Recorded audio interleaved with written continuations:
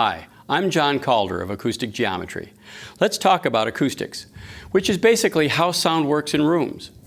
It may seem complicated, so let's make it simpler. Most rooms have flat walls and flat ceilings, and sound bounces off of these. So how does that affect the sound? I'll use these two Nerf guns to demonstrate. I've got this one aimed so this disc goes directly to the ear. That represents direct sound. I've got this one aimed so that disc bounces off the wall and it represents reflected sound. I'll shoot them both at the same time. Reflected sound arrives at our ears later than direct sound, even though it started out at the same time, because it's traveling farther. And this wall is only one flat surface. There are at least 6 in the average room, and that's a lot of reflected sound. But why is reflected sound bad?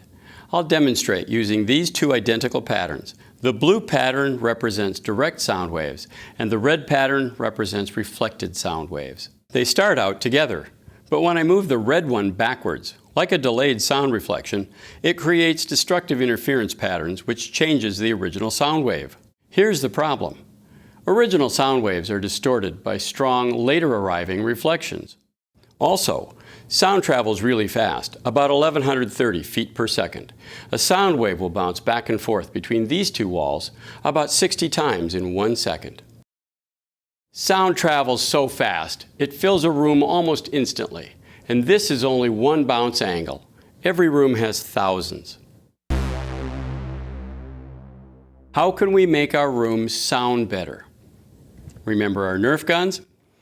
I'll shoot these at the same time, again representing a sound wave bouncing off a wall. Both discs bounce together in the same direction, which means the reflected sound is at full strength.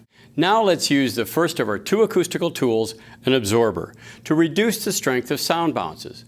To a sound wave, an absorber looks a little like a hole in the wall, so some of the energy doesn't come back. An absorber works by reducing the strength of reflected sound that would otherwise cause more destructive interference. But if we use only absorbers in a room, it makes it sound dull and unnatural. Historically, humans don't like overly absorbent rooms. So, let's use the second of our two acoustical tools, the curved surface diffuser. It also reduces the strength of sound bounces. A diffuser works by scattering the sound reflections in different directions, smoothing out destructive interferences throughout the room. Room acoustics are greatly improved using a combination of absorption and diffusion.